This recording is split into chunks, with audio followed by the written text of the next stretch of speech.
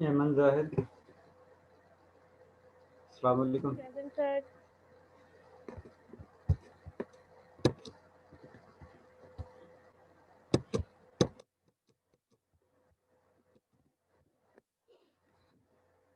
Ali Mohammad. Present sir. Arsalan Kashi. Present sir. Ayesha Akhtar. Ayesha Akhtar. Ayesha Kaneeza. Present sir. Ayesha Naveed. Faiza Irshad. Present sir. Present sir. Ayesha Naveed आपकी attendance हो गई है। फरीहा अजहर। चला गया है। आयशा नवीद मैंने आपको अटेंडेंस लगा दी है। Sir Fariha sir present. Ayesha Naveed मैंने आपकी अटेंडेंस लगा दी है।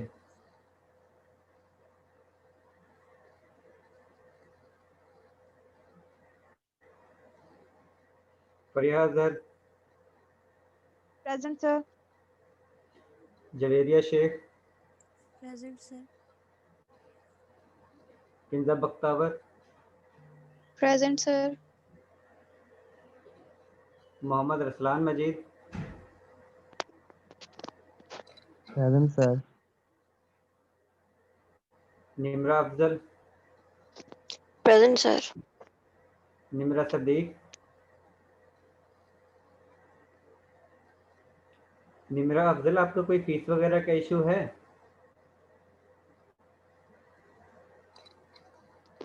नो सर फीस का इशू। क्योंकि आपका कलर जो है वो ब्लैक लिस्ट में आ रहा है आपका नाम। सर मैं चेक करती हूँ मैं फिर। ठीक है।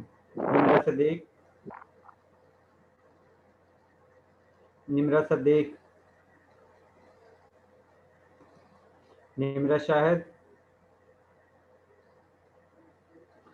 निमरा शाहिद। Present sir. ठीक है निमरा शाहिद आपकी अटेंडेंस हो प्रेजेंट गई सर। है। आयशा नवीद आपकी अटेंडेंस मैंने लगा दी है। Noorul Ain. Noorul Ain. Rizwanullah Khan. Yes sir. Saima Rubab.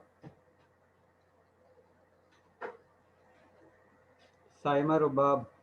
Present sir. Sana Ghaffar. Sana Ghaffar. Seerat Rani. Present sir. Shailja Naeem. Present sir. Syeda Sumaiya Gilani. Present sir. Tauseef Ahmed. Tauseef Ahmed. Usama Gulzar. Usama Gulzar. Usman Hussain. Usman Hussain Usama. Wajiha Maqbool. Present sir sir. Noor present है and section. Sir Wajiha Maqbool is present. जी वजीहा की मैंने अटेंडेंस लगा दी है। वो स्टूडेंट जो एन सेक्शन में एब्सेंट है वो नाम सुन लें, अगर वो प्रेजेंट है तो अटेंडेंस लगवा सकते हैं। आयशा अख्तर। सर ये कह रही है कि इसका कनेक्ट नहीं हो रहा, नेट इशू आ रहा है। जिस वक्त वो कनेक्ट करेगी फिर मैं लगा दूंगा, कोई इशू नहीं है। Okay sir, thank you. Ayesha Akhtar के बाद निमरा सदीक। नूरुल ऐन। Present sir Noorul Ain. ठीक है। सना गफ्फार। तौसीफ सर अहमद। उसका नेट इशू आ रहा है। Tauseef Ahmed. Usama Gulzar. Usman Hussain Usama.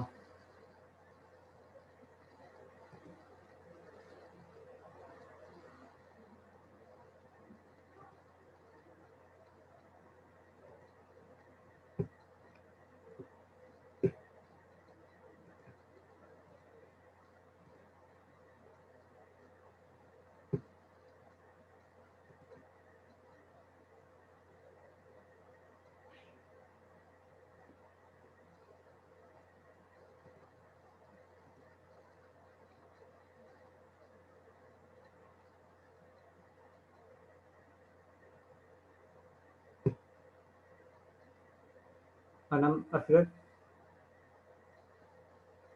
Anam Asghar, Sir, present. Aqsa, Present, sir. Atiqur Rahman, Present. Ayesha Arshad,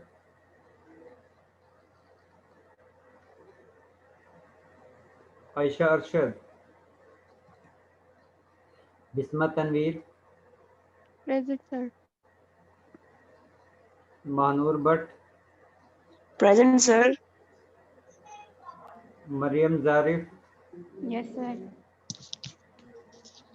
Mohammad Shahid server, Present, sir. Mohammad Shoaib Khan, Present, sir. Noor Fatima, Noor Fatima, Rabia Nazar, Rabia नजर, Syeda Fatima Wajid, Syeda Fatima Wajid, Umar Farooq, Yes, sir. Present. जोहा यासीन,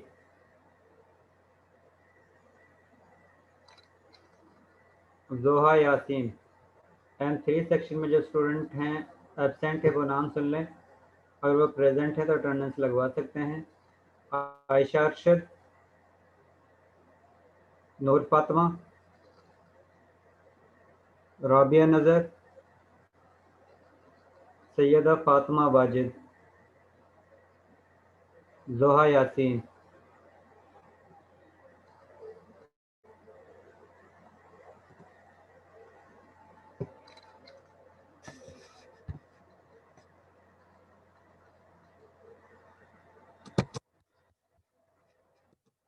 आज आप लोगों का जो चैप्टर है, चैप्टर नंबर 15 आप लोगों ने स्टार्ट करना है।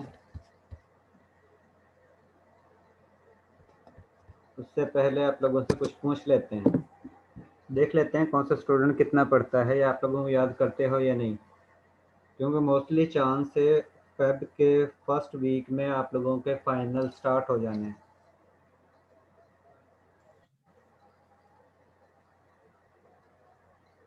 आयशा कनीज़ा कुछ पूछना है? सर फाइनल ऑन कैंपस होंगे? क्योंकि ये तो गवर्नमेंट ने अनाउंस कर दिया है कि फर्स्ट फेब से यूनिवर्सिटीज़ जो हैं वो ओपन है, तो जाहिर अगर ऑन ओपन हो जाती है तो फिर तो जाहिर ऑन कैंपस ही होंगे आप लोगों का फाइनल। सर लेकिन पढ़ाया तो सारा ऑनलाइन था आपने। अभी 2-3 वीक बचते हैं ना।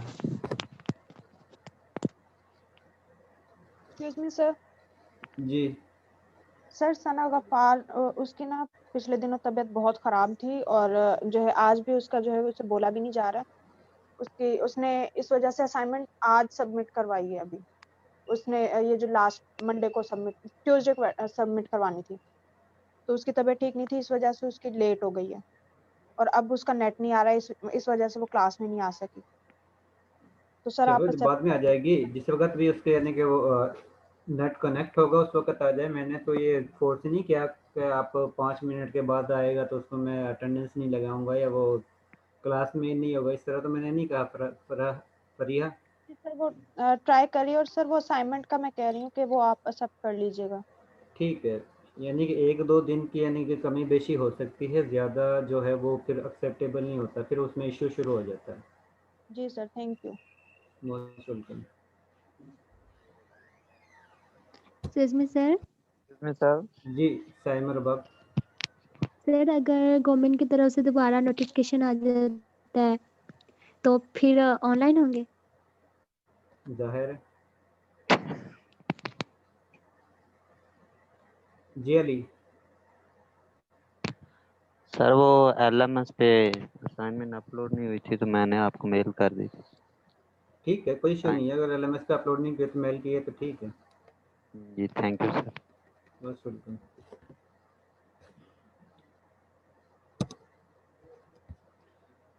आज आप लोगों का जो चैप्टर है वो है aqueous equilibria acid and bases. Acids के बारे में और बेसिस के बारे में इसके डिफरेंट साइंटिस्ट ने डिफरेंट थ्योरी पेश की है कि हम किस चीज़ को एसिड कहते हैं और किसको बेस कहते हैं, और उसकी बेस पर एक ही स्पीशी को या कंप्लीट एक्सप्लेनेशन किसी भी एसिड और बेस के बारे में हम नहीं कह सकते, क्योंकि कुछ ने ये बताया है कि कुछ प्रॉपर्टी होती हैं एसिड जैसी और कुछ की प्रॉपर्टी बेस जैसी होती हैं, लेकिन कुछ ने कुछ मीडियम इंडिकेट किए हैं कि आप लोगों को, जिस तरह आर्हेनियस ने कहा है कि आप वो स्पीशी जो इक्वस मीडियम में OH नेगेटिव आयन प्रोड्यूस करती है उसको हम बेस कहते हैं, और जो इक्वस मीडियम में H प्रोटॉन आयन प्रोवाइड करते हैं उसको हम एसिड कहते हैं।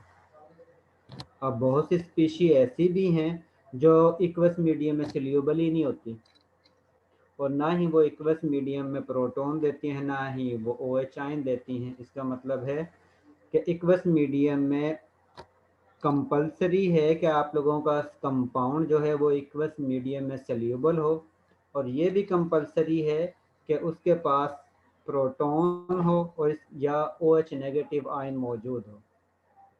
लेकिन वो वाले कंपाउंड जिनके पास OH नेगेटिव आयन या प्रोटॉन मौजूद नहीं होगा, इसका मतलब है आर्हेनियस थ्योरी उसके बारे में कंप्लीट इंफॉर्मेशन प्रोवाइड नहीं करती है। ना ही आर्हेनियस थ्योरी ये कहती है कि वो कंपाउंड एसिड हैं, ना ही उनके बारे में ये बताती है कि वो बेसिक मटेरियल है।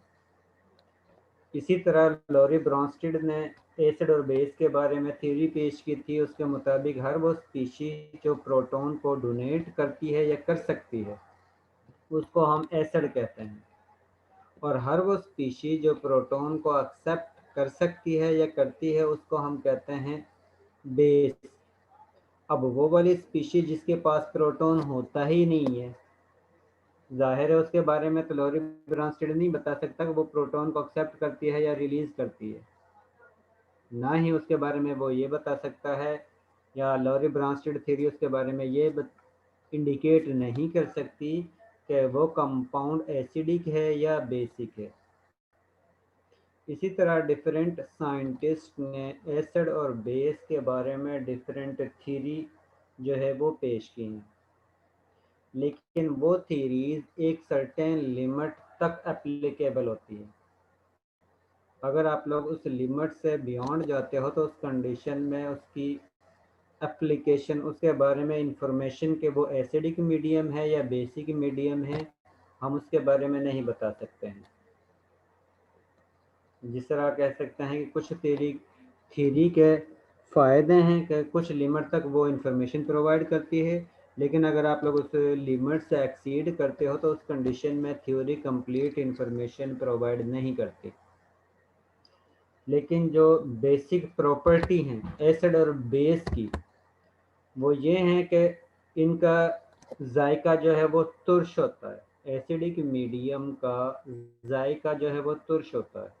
जिस तरह आप लोग लीमू को यूज़ करते हो, लेमन के अंदर जो है वो एसिड होता है। जिनका ऐसा जायका होगा इसका मतलब है कि उसके अंदर एसिडिक मीडियम की क्वांटिटी मौजूद है। और इसका दूसरे एप्लीकेशन या प्रॉपर्टी ये है कि एसिड मेटल के साथ रिएक्शन करके सॉल्ट जो है वो बनाती हैं और इसके साथ हाइड्रोजन गैस जनरेट करती हैं। जब भी आप लोग मेटल के साथ रिएक्शन करते हो एसिड का, तो उस कंडीशन में मेटल के साथ एसिड का रिएक्शन होगा, जिसके रिजल्ट में आप लोगों के पास हाइड्रोजन गैस जो है वो प्रोड्यूस होगी और इसके साथ मेटल का साल्ट बनेगा।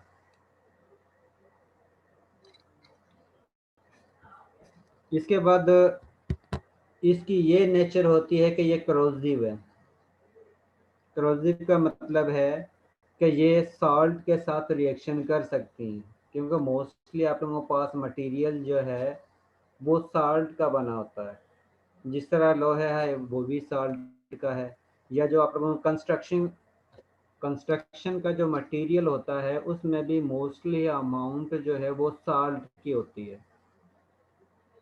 और आप लोगों को यह पता है कि साल्ट जो है वो एसिडिक मीडियम में सल्यूबल होते हैं। जिस वक्त वो एसिडिक मीडियम में सल्यूबल होंगे, इसका मतलब है कि उसकी वजह से, एसिडिक मीडियम की वजह से साल्ट की प्रॉपर्टी या लॉन्ग टाइम स्टे करने की जो एबिलिटी है वो डिक्रीज होना शुरू हो जाती है,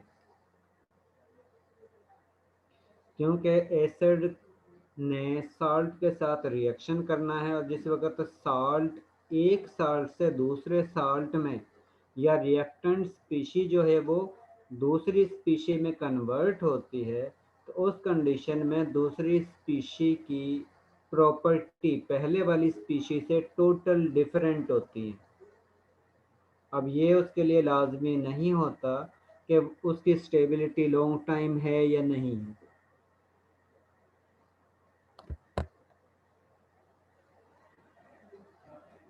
इसके साथ हम इनका ये प्रॉपर्टी होती है एसिडिक मीडियम की कि अगर आप लोग इसमें ब्लू लिटमस पेपर को डिप करते हो तो ब्लू लिटमस पेपर जो है वो रेड में शिफ्ट हो जाता है।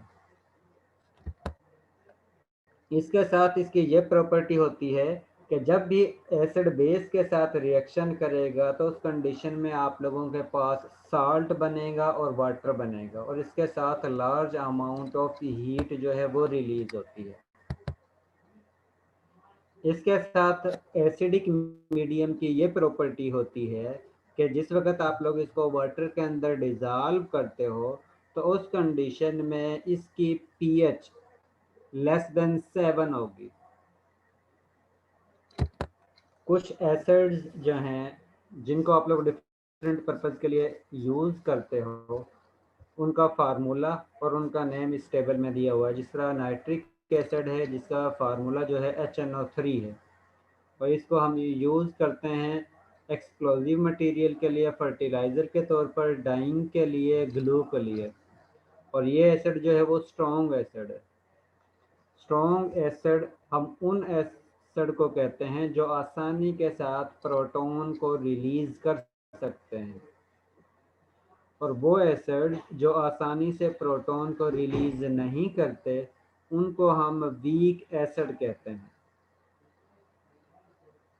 और किस वक्त ये प्रोटॉन को आसानी से रिलीज़ करते हैं और कौन से एसिड जो हैं प्रोटॉन को आसानी से रिलीज़ नहीं करते, इसके कंप्लीट डिटेल जो है हम नेक्स्ट जो आप लोगों का आगे टॉपिक आना है उसमें हम कंप्लीट डिटेल के साथ इसको स्टडी करेंगे, क्योंकि उसमें आप लोगों ने फिर स्टेबिलिटी भी कैटायन की चेक करनी होती है। उसके साथ आप लोगों को प्रोटॉन जब जिस वक्त रिलीज़ होता है, रिलीज़ होने के बाद जो आप लोगों के पास एनाइन जनरेट होता है उसकी स्टेबिलिटी ज़्यादा होती है या इनिशियल की ज़्यादा स्टेबिलिटी होती है, वो भी हम साथ में चेक करते हैं। और इसके साथ जो एनाइन बनता है उसकी स्टेबिलिटी क्यों ज़्यादा होती है ये चीज़ भी हम स्टडी करेंगे, क्योंकि उसकी बेस पर ही आप लोग बता सकते हो कि कंपाउंड ने, एसिड ने आसानी से प्रोटॉन को रिलीज़ करना है या मुश्किल से प्रोटॉन को रिलीज़ करना है।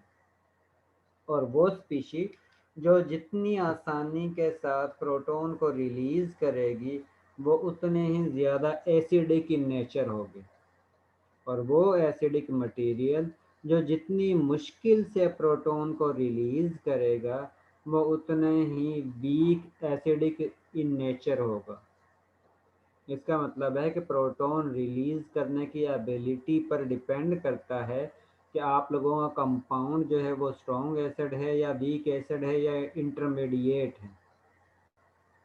यहाँ पर कुछ एसिड दिए हुए हैं, जिस नाइट्रिक एसिड है, सल्फ्यूरिक एसिड है, HCl है। ये वो एसिड हैं जो आसानी से प्रोटॉन को रिलीज़ कर देते हैं और इसी वजह से हम इनको स्ट्रॉन्ग एसिड कहते हैं। फास्फोरिक एसिड जो है वो इसकी निस्बत आसानी से प्रोटॉन को रिलीज़ नहीं करता, इसलिए हम उसको मॉडरेट कहते हैं। और उसके बाद जिस वक्त हम acetic acid, hydrochloric acid, carbonic acid और बोरिक एसिड को देखते हैं तो उस कंडीशन में ये और भी स्लो स्पीड से प्रोटॉन को रिलीज़ करते हैं, और इसी वजह से ये एसिडिक मटेरियल जो है वो वेरी वीक एसिडिक होते हैं। और इसी की इंडिकेशन हम पीएच मीटर के ज़रिए, जो आप लोगों के पास पीएच रीडिंग हासिल होती है उसकी बेस पर हम डायरेक्ट आइडेंटिफाई कर सकते हैं कि कौन सा एसिड जो है वो स्ट्रॉन्ग है और कौन सा एसिड जो है वो वीक है, क्योंकि जिसकी पीएच वैल्यू जितनी कम होगी वो उतना ही स्ट्रॉन्ग एसिडिक मीडियम होगा, वो उतना ही स्ट्रॉन्ग एसिडिक स्पीशी होगी, और जिसकी पीएच जो है जितनी ज़्यादा होगी वो उतना ही कम एसिडिक मटेरियल होगा।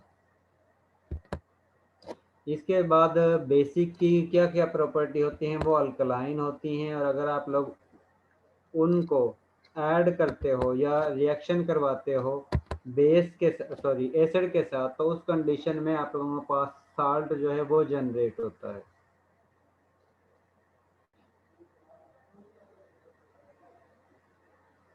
बेस जो है मोस्टली स्लिपरी टाइप होती है, जिस तरह आप लोग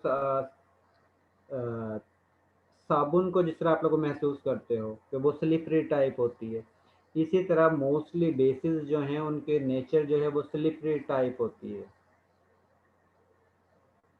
और मोस्टली ये डिपेंड करता है कि बेस जो आप लोगों के पास मौजूद हैं वो एसिडिक हैं या ऑर्गेनिक हैं या इनऑर्गेनिक हैं, क्योंकि हम इनको दो टाइप्स में डिवाइड करते हैं। इसी तरह एसिड को भी हम दो टाइप्स में डिवाइड करते हैं, इनऑर्गेनिक एसिड और ऑर्गेनिक एसिड। ऑर्गेनिक एसिड में वो स्पीशी एसिडिक मटेरियल में आती है जिसमें आप लोगों के पास फिनोलिक ग्रुप होता है या फिर आप लोगों के पास कार्बोक्सिलिक ग्रुप मौजूद होता है। ये nitric acid, HCl, sulphuric acid, ये सारे एसिड जो हैं वो इनऑर्गेनिक एसिड में आते हैं, और इनऑर्गेनिक एसिड जो ऑर्गेनिक एसिड हैं उनसे ज़्यादा स्ट्रॉन्ग एसिडिक मटेरियल होते हैं। ऑर्गेनिक एसिड की निस्बत इनऑर्गेनिक एसिड आसानी से प्रोटॉन को रिलीज कर सकते हैं, इसी वजह से इनऑर्गेनिक एसिड जो हैं वो ऑर्गेनिक एसिड से ज़्यादा स्ट्रॉन्ग एसिडिक मटेरियल होते हैं। इसके साथ बेसिक मटेरियल को भी हम टू टाइप्स में डिवाइड करते हैं, एक इनऑर्गेनिक बेसिक मटेरियल होता है, दूसरा जो है वो ऑर्गेनिक होता है।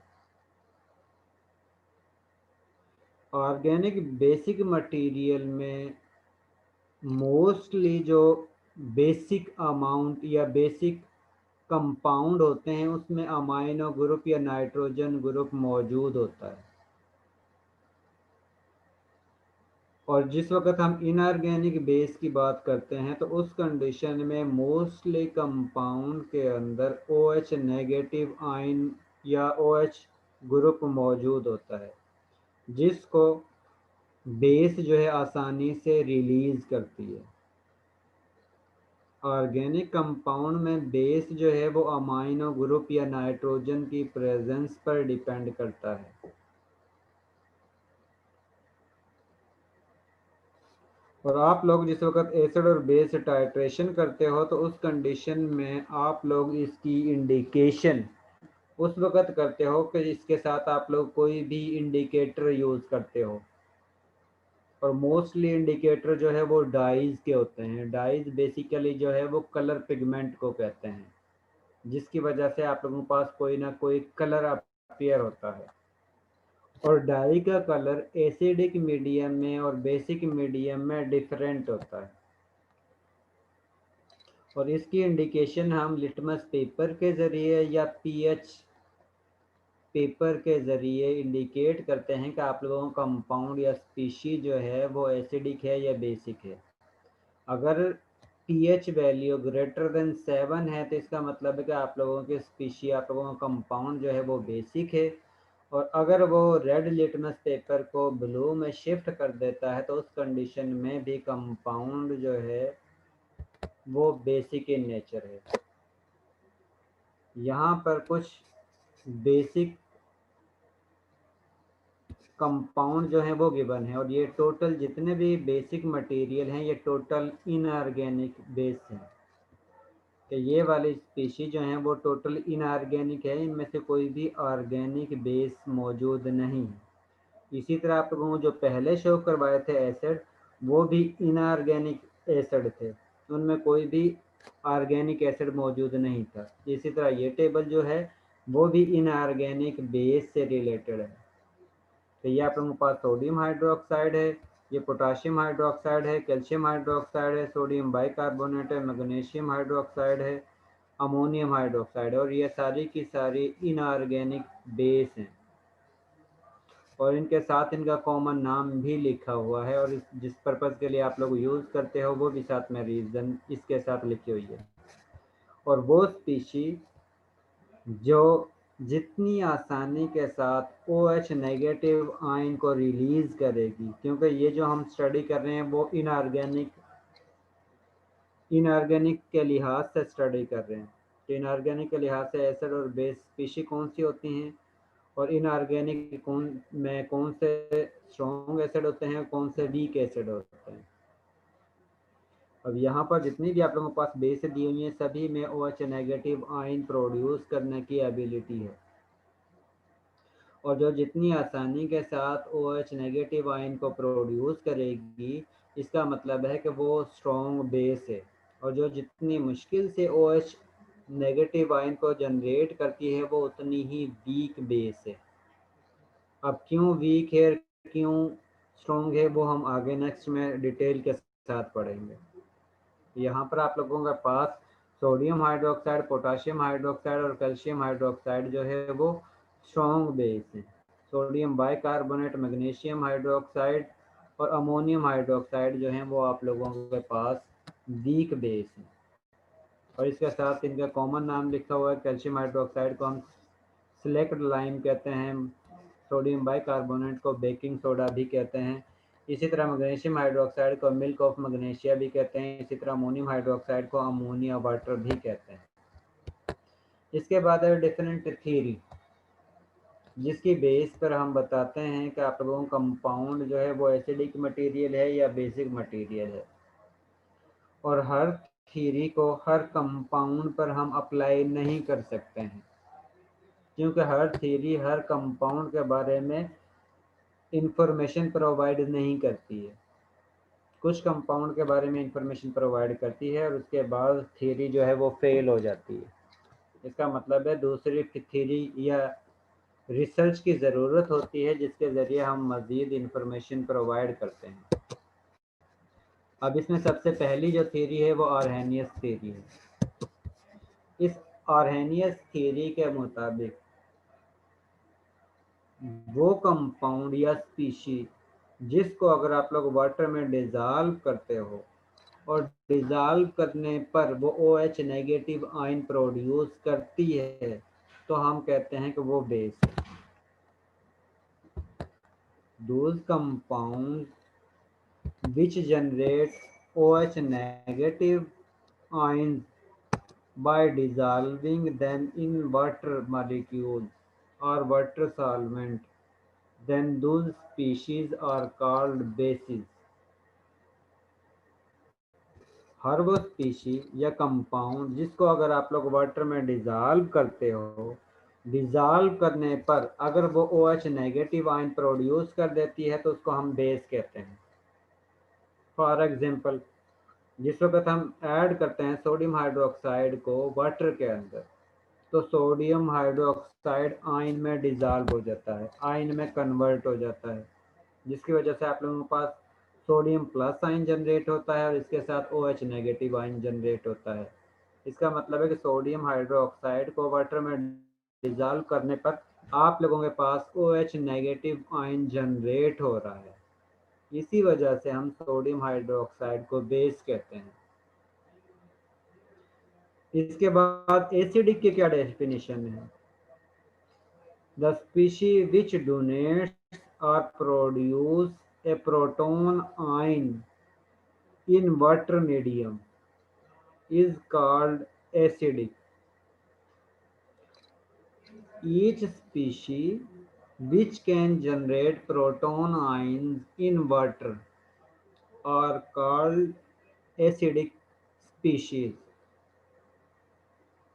हर वो स्पीशी जिसको अगर आप लोग वाटर में डिज़ोल्व करते हो और वाटर में डिज़ोल्व करने पर वो H प्लस आयन जनरेट करती है, तो इसका मतलब है कि वो एसिडिक मटेरियल है। और अगर वो प्रोटॉन डोनेट नहीं करती या प्रोटॉन जनरेट नहीं करती, इसका मतलब है कि वो एसिडिक स्पीशीज नहीं है। जिस तरह अगर आप लोग HCl को वाटर में डिज़ोल्व करते हो तो उस कंडीशन में आप लोगों के पास H प्लस आयन जनरेट होता है, उसके साथ Cl नेगेटिव आयन जनरेट होता है। अब HCl जो है H प्लस आयन जनरेट कर रहा है, इसी वजह से हम इसको एसिड कहते हैं। अब ये थ्योरी जस्ट उन कंपाउंड के लिए एप्लीकेबल है जो या वो वाले मटेरियल्स जो वाटर में सोल्यूबल हैं और वाटर में सोल्यूबल होने के बाद वाटर के अंदर या तो वो OH नेगेटिव आयन जनरेट करते हैं या फिर H प्लस आयन जनरेट करते हैं। ये उनके बारे में इंफॉर्मेशन प्रोवाइड नहीं करती जो वाटर के अंदर इंसोल्यूबल हैं या जो वाटर के अंदर H प्लस आयन या OH नेगेटिव आयन जनरेट नहीं करते।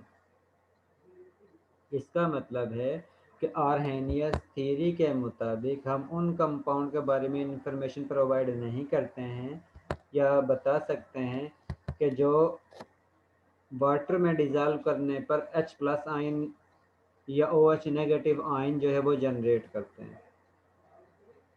अब जिस वक्त आप लोग वाटर के अंदर HCl को ऐड करते हो तो उस कंडीशन में HCl जो है वो आयन के फॉर्म में डिज़ोल्व होता है। और किस तरह डिज़ोल्व होता है ये आप लोगों ने लास्ट चैप्टर में केमिकल काइनेटिक्स में स्टडी किया था कि किस तरह सॉल्यूट सॉल्वेंट में डिज़ोल्व होता है, और जिसकी वजह से आप लोगों के पास आयन्स जो हैं वो जनरेट होते हैं। और कौन सी रीज़न है या कंडीशन है जिस वक्त सॉल्यूट सॉल्वेंट में डिज़ोल्व नहीं होता है।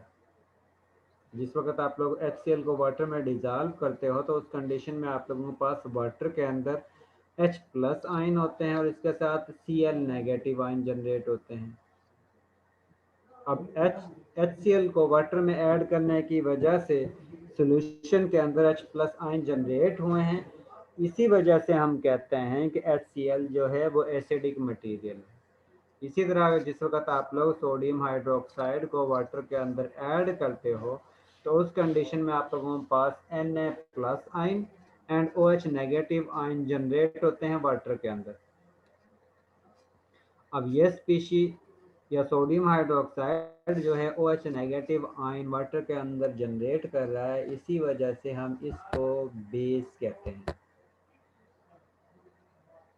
अब ये तो हो गया, ठीक है, ये एक्सप्लेन कर देती है कि कौन सा कंपाउंड जो है एसिडिक है या बेसिक है। लेकिन वो वाले कंपाउंड जिनके पास लोन पेयर नहीं होता, जिसके पास इलेक्ट्रॉन नहीं होता, या वो वाले कंपाउंड जिनके पास OH नेगेटिव आयन मौजूद नहीं होता, ये इसके बारे में इंफॉर्मेशन प्रोवाइड नहीं करती। अब कुछ ऐसे भी कंपाउंड हैं जिनके पास प्रोटॉन होते हैं लेकिन वो प्रोटॉन को रिलीज नहीं करते, क्योंकि आर्हेनियस के मुताबिक तो जिनके पास प्रोटॉन मौजूद हैं या हाइड्रोजन मौजूद हैं उनको हाइड्रोजन को रिलीज करना चाहिए और उसकी वजह से वो एसिडिक मटेरियल होने चाहिए। जिस तरह अमोनिया है, अमोनिया NH3, इसके पास 3 हाइड्रोजन मौजूद हैं, लेकिन जिस वक्त इसको आप लोग वाटर के अंदर ऐड करते हो तो उस कंडीशन में ये वाटर के अंदर प्रोटॉन को रिलीज नहीं करती। अब इसका मतलब है कि आर्हेनियस के मुताबिक इसको तो प्रोटॉन वाटर के अंदर रिलीज करना चाहिए और उसकी वजह से इसकी प्रॉपर्टी जो है वो एसिडिक मटेरियल की होनी चाहिए, लेकिन इसकी प्रॉपर्टी जो है वो बेसिक होती है। इसका मतलब है कि आर्हेनियस थ्योरी जो है वो हर कंपाउंड के बारे में कंप्लीट इंफॉर्मेशन प्रोवाइड नहीं करती। इसी तरह वो वाले कंपाउंड जिस तरह कार्बन डाइऑक्साइड गैस है, अब इसमें टोटल कंपाउंड जो है वो कोवलेंट है और ये जो है ना ही OH आयन प्रोड्यूस कर सकता है ना ही प्रोटॉन प्रोड्यूस कर सकता है। इसका मतलब है तो कार्बन डाइऑक्साइड गैस के बारे में आप लोग नहीं बता सकते आर्हेनियस थ्योरी के मुताबिक कि ये एसिडिक है या बेसिक है।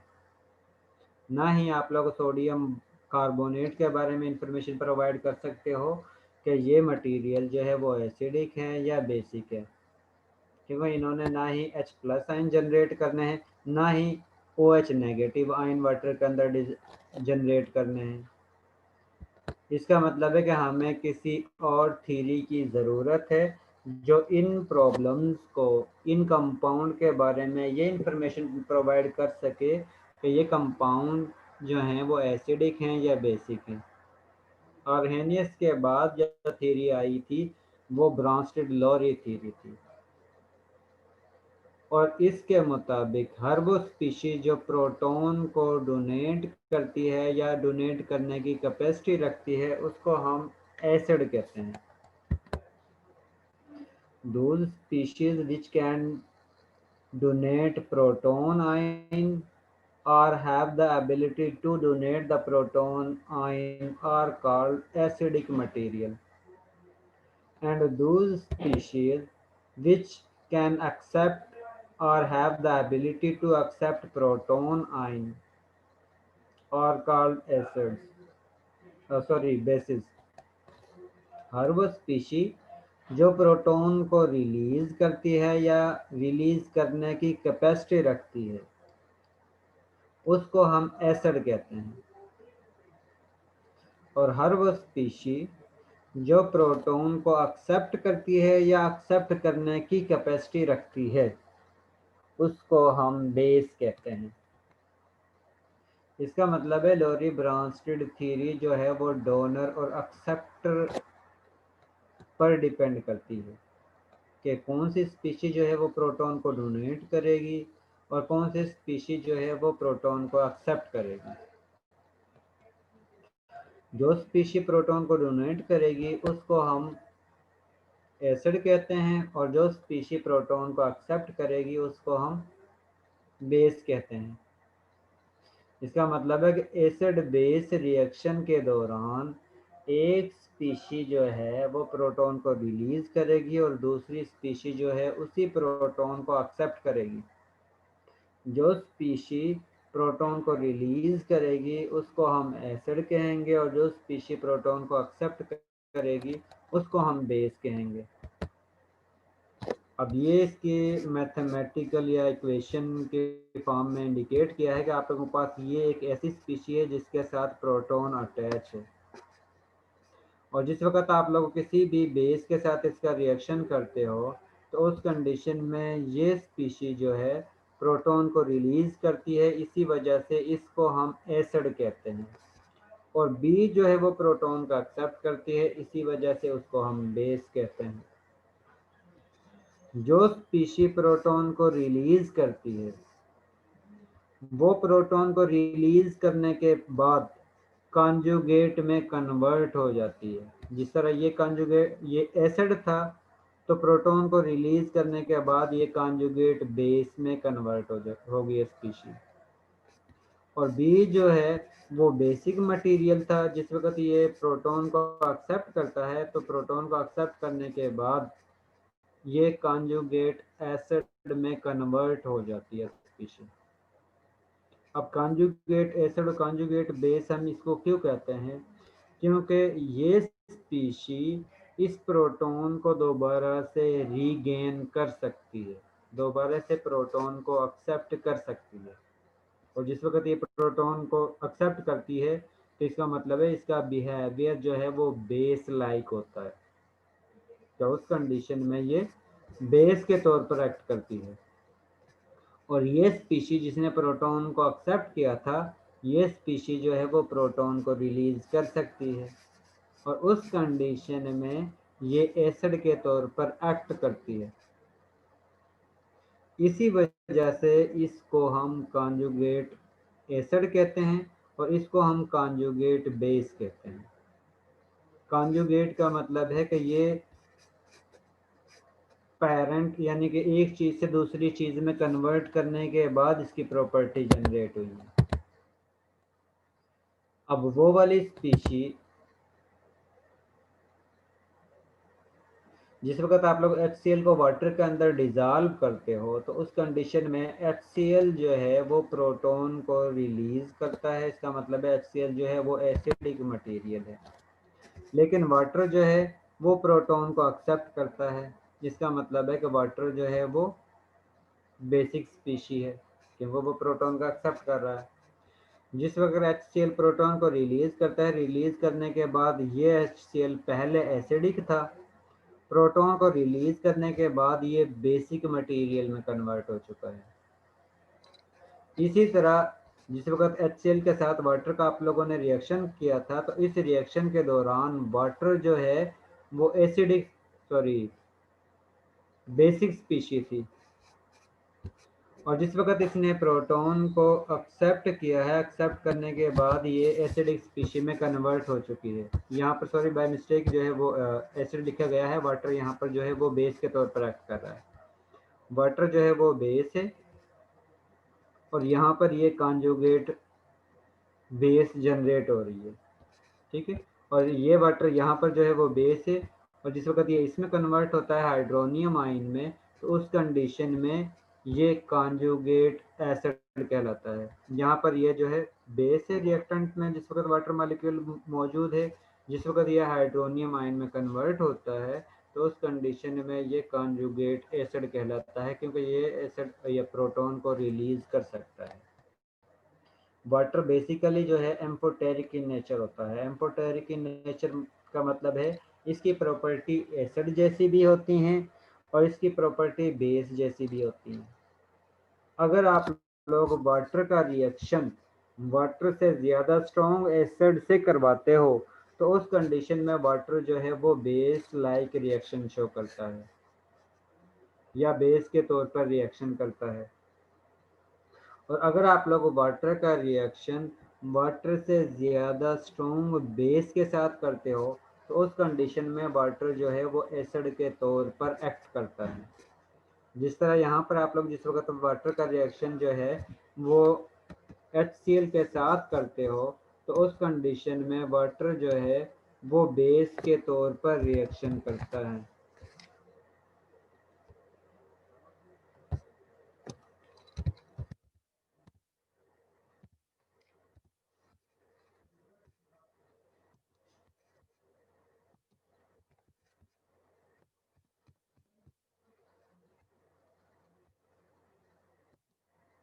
उस कंडीशन में वाटर जो है वो बेस के तौर पर रिएक्शन करता है और HCl जो है वो एसिडिक मटेरियल है। अब HCl जो है वो प्रोटॉन को रिलीज करता है, रिलीज करने के बाद जो है ये क्लोराइड आयन में कन्वर्ट होता है जिसको हम कॉन्जुगेट बेस कहते हैं। इसी तरह वाटर जो है वो प्रोटॉन को एक्सेप्ट करता है और प्रोटॉन को एक्सेप्ट करने के बाद वाटर जो है वो हाइड्रोनियम आयन में कन्वर्ट हो जाता है जिसको हम कॉन्जुगेट एसिड कहते हैं।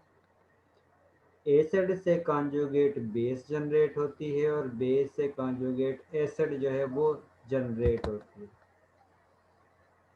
इसी तरह जिस वक्त आप लोग वाटर का रिएक्शन करवाते हो अमोनिया के साथ तो उस कंडीशन में अमोनिया जो है वो वाटर की निस्बत ज़्यादा स्ट्रॉन्ग बेस है।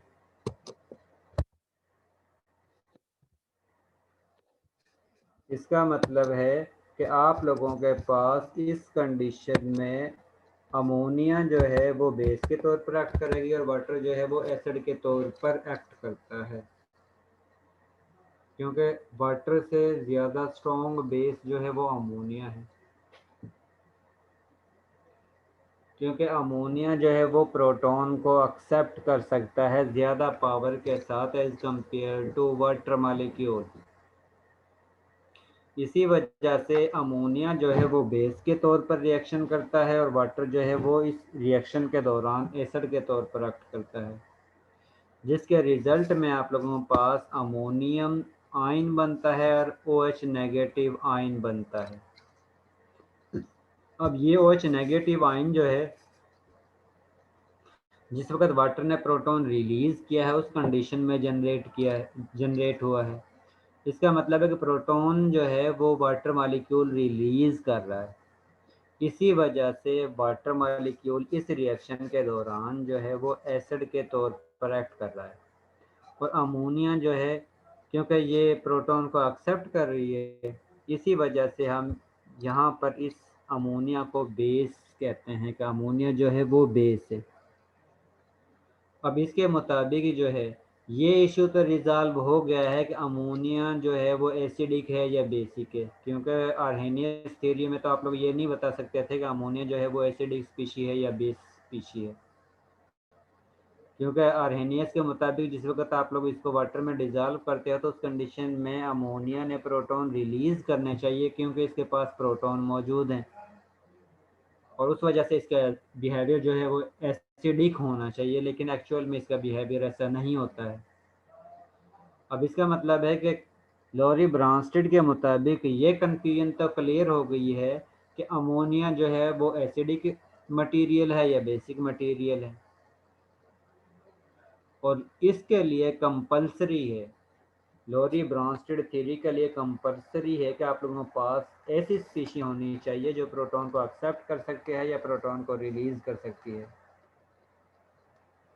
इसके साथ आप लोग ये भी बता सकते हो कि वाटर जो है एम्फोटेरिक इन नेचर क्यों है, क्योंकि इसकी पीएच वैल्यू जो है वो मिड में होती है, दरमियान में होती है। इसकी इक्वल प्रॉपर्टी होती है कि ये प्रोटॉन को एक्सेप्ट भी कर सकता है वाटर मॉलिक्यूल और प्रोटॉन को रिलीज भी कर सकता है, और दोनों फॉर्म में ये आयंस में कन्वर्ट होता है। एक फॉर्म में आप लोग जिस वक्त ये प्रोटॉन को एक्सेप्ट करता है तो उस कंडीशन में ये हाइड्रोनियम आयन H3O+ में कन्वर्ट होता है, और जिस वक्त ये प्रोटॉन को रिलीज करता है वाटर मॉलिक्यूल तो उस कंडीशन में ये हाइड्रोक्साइल आयन OH- आयन में कन्वर्ट होता है। इसका मतलब है कि वाटर मॉलिक्यूल जो है अगर एसिडिक मटेरियल के साथ रिएक्शन करेगा तो उस कंडीशन में वाटर जो है वो बेस के तौर पर रिएक्शन करेगा, और जिस वक्त वाटर जो है वो बेस के साथ रिएक्शन करेगा तो उस कंडीशन में इसका बिहेवियर जो है वो एसिडिक इन नेचर होगा। और हर वो स्पीशी जिसका बिहेवियर एम्फोटेरिक होता है, यानी कि हर वो स्पीशी जो प्रोटॉन को रिलीज भी कर सकती है और प्रोटॉन को एक्सेप्ट भी कर सकती है, उसको हम एम्फोटेरिक इन नेचर कहते हैं।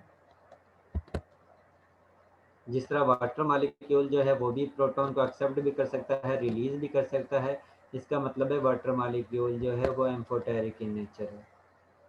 इसी तरह आप लोग बाइकार्बोनेट की जिस वक्त बात करते हो तो बाइकार्बोनेट के पास एक प्रोटॉन मौजूद होता है और एक प्रोटॉन कम भी होता है, तो उस कंडीशन में आप लोग बाइकार्बोनेट को ये भी कह सकते हो कि बाइकार्बोनेट जो है वो एम्फोटेरिक इन नेचर होता है, क्योंकि वो प्रोटॉन को रिलीज भी कर सकता है और एक मज़ीद प्रोटॉन एक्सेप्ट भी कर सकता है। जिस वक्त वो प्रोटॉन को एक्सेप्ट करता है बाइकार्बोनेट तो कार्बोनिक एसिड में कन्वर्ट हो जाता है, जिस वक्त वो रिलीज करता है तो उस कंडीशन में वो कार्बोनेट साल्ट यानी कि -3 आयन में कन्वर्ट हो जाता है। जिस वक्त बाइकार्बोनेट प्रोटॉन को रिलीज करेगा उस कंडीशन में उसकी प्रॉपर्टी जो है वो एसिडिक होगी, और जिस वक्त वो प्रोटॉन को एक्सेप्ट करेगा तो उस कंडीशन में उसकी प्रॉपर्टी जो है वो बेसिक इन नेचर होगी।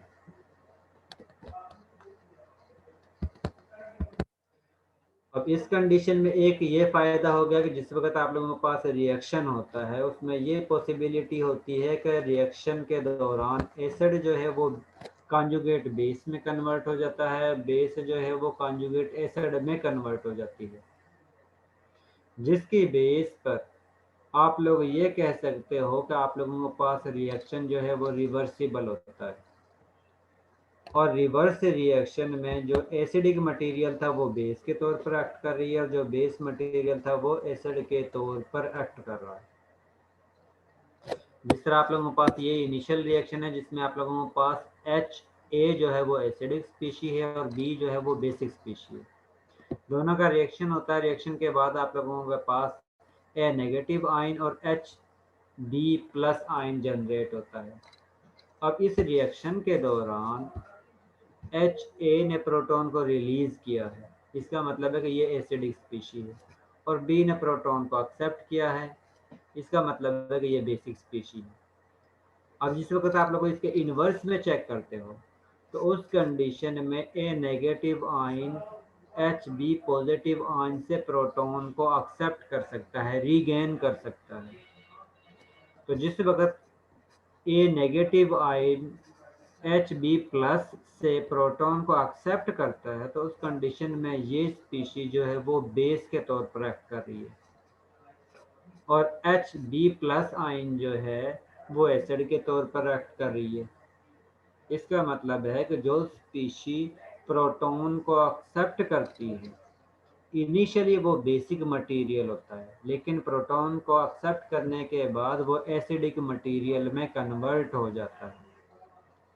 इसी तरह वो स्पीशी जो प्रोटॉन को रिलीज करती है तो वो भी प्रोटॉन को रिलीज करने के बाद बेसिक मीडियम में कन्वर्ट हो जाती है, क्योंकि उसमें ये कैपेसिटी जनरेट हो जाती है कि वो दोबारा से प्रोटॉन को गेन कर सके।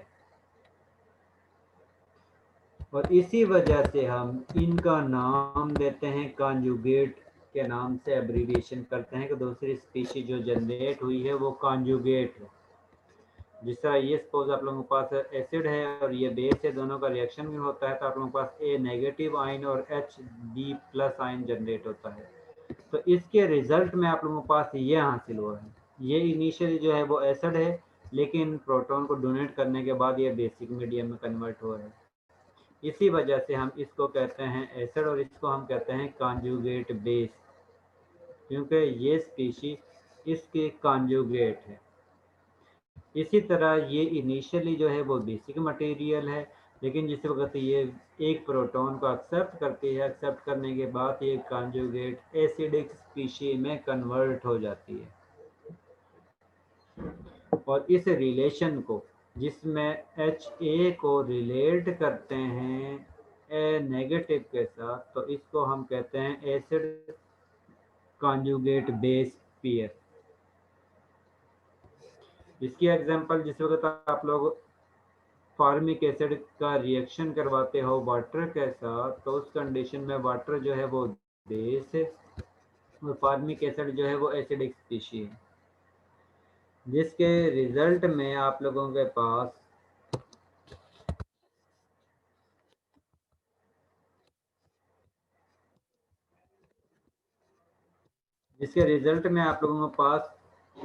फॉर्मेट आयन बनता है और हाइड्रोनियम आयन बनता है। अब फॉर्मिक एसिड ने प्रोटॉन को रिलीज किया है, उसके बाद ये फॉर्मेट आयन में कन्वर्ट हुआ है और कन्वर्ट होने के बाद इसमें ये एबिलिटी है कि ये प्रोटॉन को एक्सेप्ट कर सकती है, इसी वजह से इसकी नेचर जो है वो बेसिक है। इसी वजह से हम इसको एसिड कहते हैं और इसको प्रोटॉन को रिलीज करने के बाद इसको हम बेस कहते हैं, लेकिन ये स्पीशी जो है इससे जनरेट हुई है, इसी वजह से हम इसको कॉन्जुगेट कहते हैं। इसी तरह वाटर जो है उसने प्रोटॉन को एक्सेप्ट किया है, एक्सेप्ट करने के बाद वो हाइड्रोनियम आयन में कन्वर्ट हुआ है और हाइड्रोनियम आयन में कन्वर्ट होने के बाद ये प्रोटॉन को रिलीज कर सकता है। इसका मतलब है कि जिस वक्त वाटर जो है हाइड्रोनियम आयन में कन्वर्ट होता है तो हाइड्रोनियम आयन में कन्वर्ट होने के बाद उसकी प्रॉपर्टी जो है वो एसिडिक हो जाती है। इसी वजह से हम हाइड्रोनियम आयन को वाटर मॉलिक्यूल के कॉन्जुगेट एसिड कहते हैं। इसी तरह जिस वक्त आप लोग वाटर का रिएक्शन करते हो अमोनिया का साथ, तो उस कंडीशन में वाटर जो है वो एसिडिक स्पीशी है, अमोनिया बेसिक है। जिस वक्त आप लोग रिएक्शन करवाते हो तो उस कंडीशन में वाटर जो है एसिडिक स्पीशी से कॉन्जुगेट बेस में कन्वर्ट होती है और अमोनिया जो है बेसिक स्पीशी से कॉन्जुगेट एसिडिक स्पीशी में कन्वर्ट होती है। इसका मतलब है कि जब भी आप लोग रिएक्शन करवाते हो तो उसके रिजल्ट में आप लोगों के पास एसिडिक स्पीशी जो है वो कॉन्जुगेट बेस में कन्वर्ट होगी और बेसिक स्पीशी जो है वो कॉन्जुगेट एसिड में कन्वर्ट होगी। जिस तरह वाटर जो है वो प्रोटॉन को रिलीज करता है, रिलीज करने के बाद OH नेगेटिव आयन में कन्वर्ट होता है और ये OH नेगेटिव आयन जो है वो वाटर मॉलिक्यूल के कॉन्जुगेट बेस है और इन दोनों को इंडिकेट करना कॉन्जुगेट एसिड बेस पेयर कहलाता है, क्योंकि इसमें एसिड भी है और बेस भी है, दोनों को, और दोनों एक दूसरे की वजह से बन रहे हैं, इसी वजह से इसको हम कॉन्जुगेट एसिड बेस पेयर कहते हैं। इसी तरह अमोनिया जो है, जिस वक्त प्रोटॉन को हासिल करता है उस कंडीशन में वो अमोनियम आयन में कन्वर्ट होता है, और उस कंडीशन में उसकी नेचर जो है वो एसिडिक में कन्वर्ट हो जाती हैं, बेसिक से एसिडिक में कन्वर्ट हो जाती हैं, और उस कंडीशन में इसको, इन दोनों को हम ये कहते हैं कि ये भी कॉन्जुगेट एसिड बेस पेयर हैं, क्या ये बेस है और ये कॉन्जुगेट एसिड है, दोनों को मिलाते हैं तो ये दोनों का पेयर बन जाता है, दोनों का जोड़ा बन जाता है, इसलिए हम इसको कॉन्जुगेट एसिड बेस पेयर कहते हैं। कि वो वाली स्पीशी जो पहले एसिड थी बाद में कॉन्जुगेट बेस में कन्वर्ट हुई है, या जो पहले बेस थी बाद में कॉन्जुगेट एसिड में कन्वर्ट हुई है, दोनों को जिस वक्त कंबाइन फॉर्म में लिखते हैं तो उस कंडीशन में उसको हम कॉन्जुगेट के वर्ड से, कॉन्जुगेट एसिड और बेस से इंडिकेट करते हैं। सपोज आप लोगों के पास ये एक एग्जांपल है जिसमें आप लोग सल्फ्यूरिक एसिड का रिएक्शन करवाते हो वाटर के साथ, जिसके नतीजे में आप लोगों के पास सल्फेट आयन और हाइड्रोनियम आयन जनरेट होता है। अब इस कंडीशन में एसिड बेस पेयर कौन सा होगा और कॉन्जुगेट एसिड स्पीशी कौन सी होगी और कॉन्जुगेट बेस स्पीशी कौन सी होगी, जिससे मैं पूछूंगा जस्ट वही बताएगा।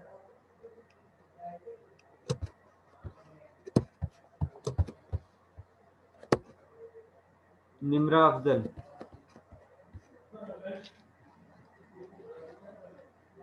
निम्रा अफजल,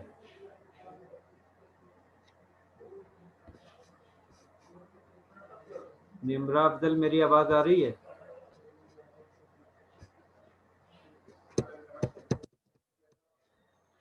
साइमर रुबाब, yes sir.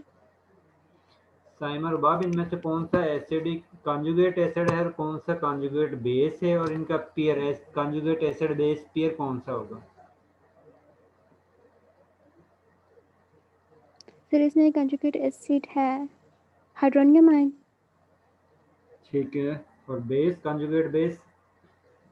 Hydrogen sulphate ion. ठीक है, बिल्कुल ठीक है। और अगर आप इसको कॉन्जुगेट एसिड बेस पेयर में कम लिखती हैं तो उस कंडीशन में पेयरिंग किस तरह होगी?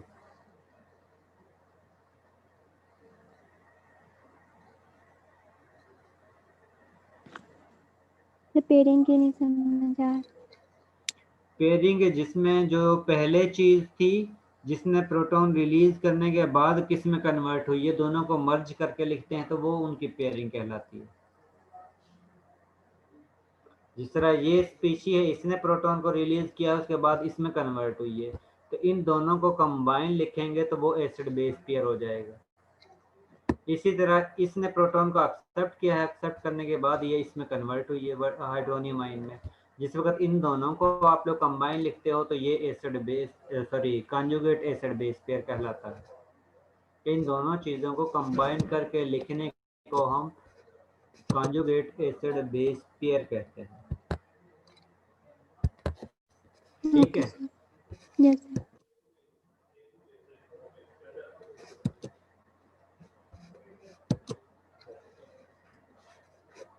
कि ये आप लोगों के पास एसिड है, ये आप लोगों के पास इसका कॉन्जुगेट बेस हासिल हुआ है, इन दोनों को कंबाइन या लाइन के जरिए इंडिकेट कर देते हैं और उसके नीचे लिख देते हैं कि ये कॉन्जुगेट एसिड बेस पेयर है। इसी तरह ये वाटर इनिशियल बेसिक मीडियम था, बेसिक इन नेचर था, प्रोटॉन एक्सेप्ट करने के बाद ये हाइड्रोनियम आयन में कन्वर्ट हुआ है, तो इनको जिस वक्त हम एक लाइन से इंडिकेट करते हैं कि ये स्पीशी और ये स्पीशी जो है वो कॉन्जुगेट एसिड बेस पेयर। इसी तरह आप लोगों के पास ये एक रिएक्शन है जिसमें आप लोग बाइकार्बोनेट का रिएक्शन वाटर के साथ करते हो, क्योंकि आप लोगों की ये एक्सरसाइज में भी इससे रिलेटेड न्यूमेरिकल है। इसी तरह न्यूमेरिकल है जिसमें आप लोगों ने ये बताना होगा कि एसिडिक स्पीशी कौन सी है और बेसिक स्पीशी कौन सी है, या इनके acid conjugate acid base pair कौन से हैं। इसके बारे में सैयदा फातिमा वाजिद।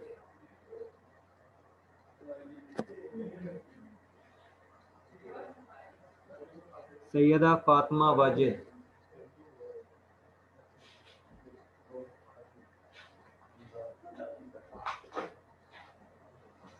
अस्सलाम वालेकुम सर। आप पहले बंदे नहीं रीजन नहीं पूछा।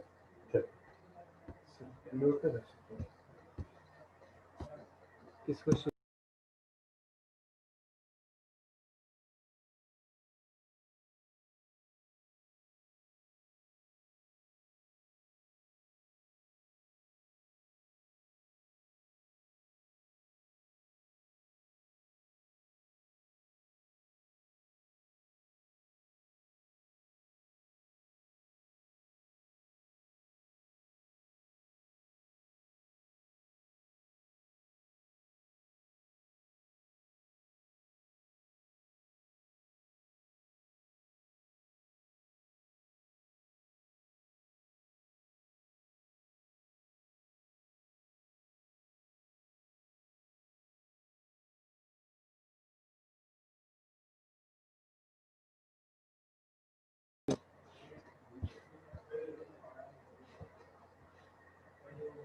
सैयदा फातिमा गिलानी।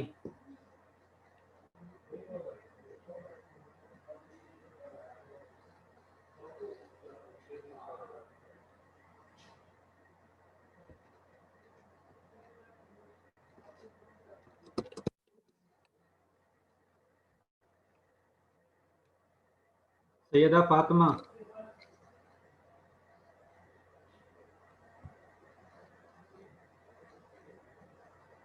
ये सर, सॉरी सर, मैं नमाज पढ़ रही थी।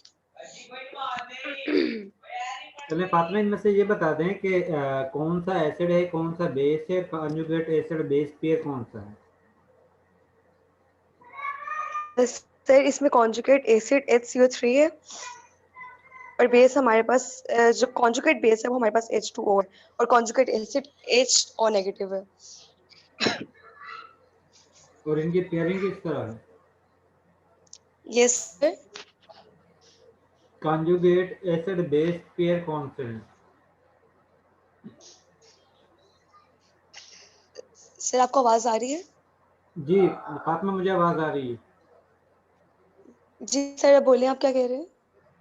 मैंने ये पूछा है कि जो एसिड बेस पेयर हैं, कॉन्जुगेट एसिड बेस पेयर, वो कौन कौन से हैं? सर कॉन्जुगेट बेस हमारे पास HO नेगेटिव, एसिड हमारे पास HCO3 नेगेटिव है। फरीहा। जी सर। फरीहा, इसकी सर कॉन्जुगेट सर जी जी इनकी जो है बताएं। बेस पेयरिंग, ये HCO3 जो है नेगेटिव, ये हमारे पास बेस है और इसका कॉन्जुगेट एसिड जो है वो HO है, HO नेगेटिव। सॉरी सर, एक मिनट, ये HCO3 नेगेटिव यहाँ पे बेस है और इसका एसिड H2CO3 पेयरिंग है, ये कॉन्जुगेट एसिड बेस पेयर। और H2O ये जो है लेफ्ट साइड पे हमारे पास एसिड है और इसका जो बेस पेयर है वो है HO नेगेटिव। ठीक है, बिल्कुल ठीक है।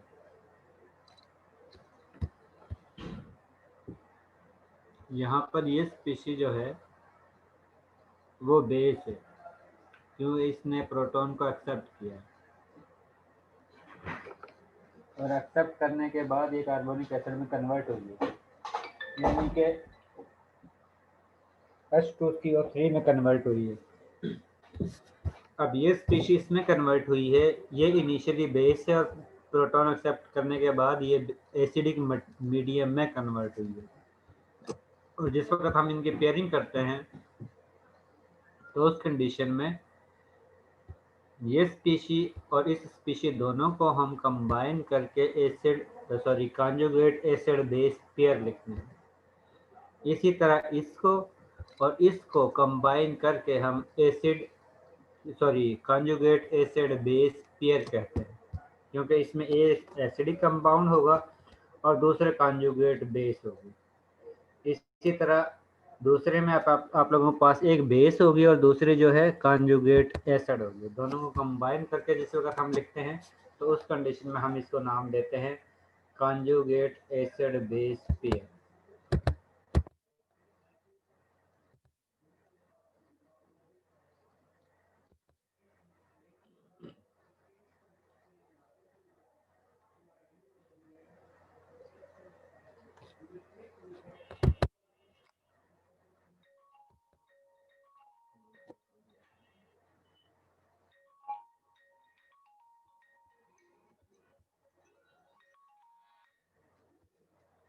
जिस वक्त आप लोग रिएक्शन करवाते हो वाटर का, तो वाटर जो है वो प्रोटॉन आयन को एक्सेप्ट भी कर सकता है, प्रोटॉन को रिलीज भी कर सकता है। जिस वक्त वाटर प्रोटॉन को एक्सेप्ट करता है उस कंडीशन में ये हाइड्रोनियम आयन में कन्वर्ट होता है, और जिस वक्त ये प्रोटॉन को रिलीज करता है उस कंडीशन में ये OH नेगेटिव आयन में कन्वर्ट होता है।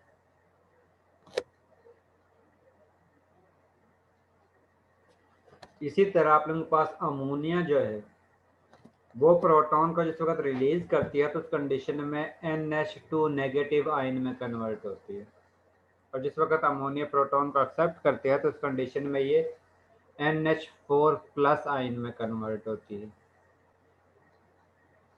अब इन दोनों में हम किस तरह बता सकते हैं कि वाटर जो है वो ज़्यादा आसानी के साथ प्रोटॉन को रिलीज कर सकता है या अमोनिया जो है वो ज़्यादा आसानी के साथ प्रोटॉन को रिलीज कर सकता है। इसकी बेस जो है वो डिपेंड करती है कि आप लोगों के पास प्रोटॉन देने के बाद जो स्पीशी हासिल होती है वो कितनी ज़्यादा स्टेबल है, कम स्टेबल है या ज़्यादा स्टेबल है, और उसकी बेस पर हम इसके एसिडिक या बेसिक स्ट्रेंथ के बारे में बताते हैं। और मेरे ख्याल में आज के लिए इतना ही काफ़ी है, बाकी जो है नेक्स्ट लेक्चर में पढ़ेंगे, क्योंकि ऑलमोस्ट 1-2 लेक्चरों में आप लोगों को ये चैप्टर जो है वो कंप्लीट हो जाएगा, उसके बाद रिवीजन। अब वो स्टूडेंट अटेंडेंस लगवा लें जो स्टूडेंट जिन्होंने लेट ज्वाइन किया है। मैं कॉल करता हूं तो काइंडली जो है वो सुन लें, जो एब्सेंट है अगर वो प्रेजेंट है तो अटेंडेंस लगवा सकते हैं। Ayesha Arshad, Ayesha Arshad, Noor Fatima, present sir. Rabia Nazar, present sir. Syeda Fatima Wajid, present sir. Zoha Yasin. Present sir. इस सेक्शन में एक स्टूडेंट एब्सेंट है, आयशा अरशद, अगर वो प्रेजेंट है तो अटेंडेंस लगवा दें। इसके बाद नेक्स्ट सेक्शन एन सेक्शन में से जो स्टूडेंट एब्सेंट हैं वो नाम सुन लें, अगर प्रेजेंट है तो अटेंडेंस लगवा सकते हैं। Ayesha Akhtar, Ayesha Akhtar, Nimra Siddiq, present sir. Sana Ghaffar, present sir. Tauseef Ahmed, Tauseef Ahmed, Usama Gulzar, excuse me sir. जी साइमा। सर असामा का मुझे मैसेज आया, वो कह रहा है कि मेरा नेट इशू है तो मुझे अटेंडेंस लगवा देना। साइमा देखें 1.25 घंटे से क्लास हो रही है, कोई थोड़ी देर भी यानी कनेक्ट हो जाता है तो मैं अटेंडेंस लगा सकता हूँ। अगर कोई आएगा ही नहीं तो उसकी बताएं मैं किस तरह अटेंडेंस लगाऊं, क्योंकि ये टोटल रिकॉर्ड भी जा रहा है। सर आयशा अरशद की अटेंडेंस लगा दें।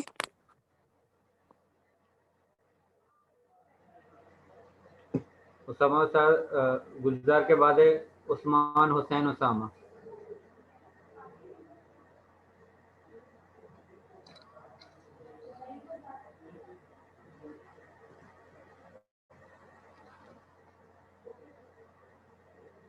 आप लोग लीव कर सकते हो। Excuse me sir.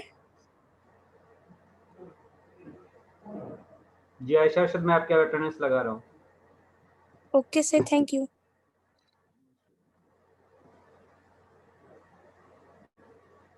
ठीक है आयशा अरशद, आपकी अटेंडेंस हो गई है।